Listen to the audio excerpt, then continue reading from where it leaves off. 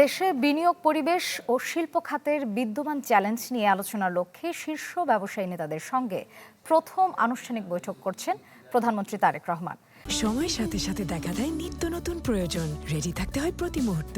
তাই এলো ইনোভার, যেন আপনি লাইফে থাকেন রেডি প্রতিদিন। Innova, designed for now.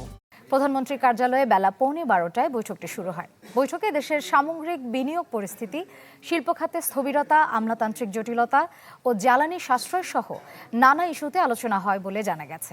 এছাড়া এই বৈঠকের মাধ্যমে দেশে প্রথমবারের মতো বেসরকারি খাত উপদেষ্টা পরিষদ আনুষ্ঠানিকভাবে যাত্রা শুরু করবে।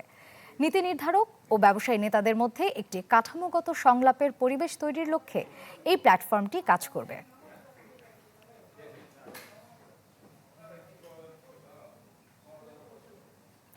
এ নিয়ে বিস্তারিত জানাতে প্রধানমন্ত্রীর কার্যালয় থেকে সরাসরি যুক্ত হচ্ছেন সহকর্মী শাহনেওয়াজ বাবলু। যাচ্ছি তার কাছে। বাবলু, আমাদেরকে জানাবেন আজকের বৈঠকে কি কি বিষয় নিয়ে আলোচনা হয়েছে, আপনি জানতে পেরেছেন কিনা?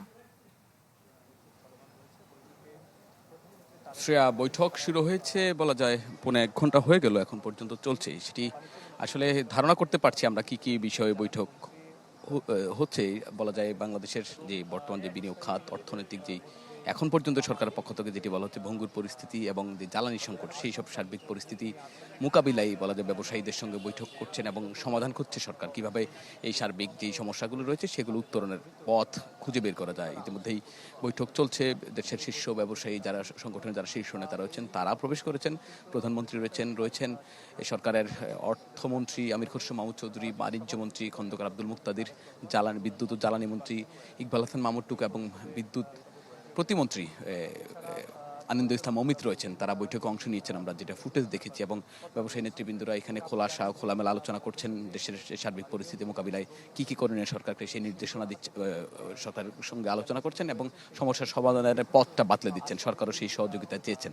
তো বলা যায় এছাড়া আজকের যে বৈঠকে বেসরকারি বিনিয়োগ খাতের যে একটি প্রজেক্ট যেই কমিটি হওয়ার কথা রয়েছে সেটিও কমিটি হবে আজকে। সেটি যে পরিষদ যেটি হওয়ার কথা সেটি 11 সদস্যের, যেটি সেখানে অর্থমন্ত্রী আমির খসরু মাহমুদ চৌধুরী এবং খন্দকার আব্দুল মুক্তাদির ছাড়াও বিভিন্ন খাতে যারা বড় ধরনের উদ্যোক্তা রয়েছেন, মোট 11 সদস্যের কমিটি এটি হবে। এটি আগামীতে ব্যবসায়িক খাতে যে ধরনের সমস্যা রয়েছে এবং লিয়াজো কমিটির মতো তারা কাজ করবেন, তারা সার্বিক সমন্বয় করবেন, তারা সমন্বয় করে কাজ করবেন এবং এই সমন্বয়ের মধ্যেই তারা বলা যায় আগামীতে প্রধানমন্ত্রী এই কমিটির সভাপতি হিসেবে কাজ করবেন।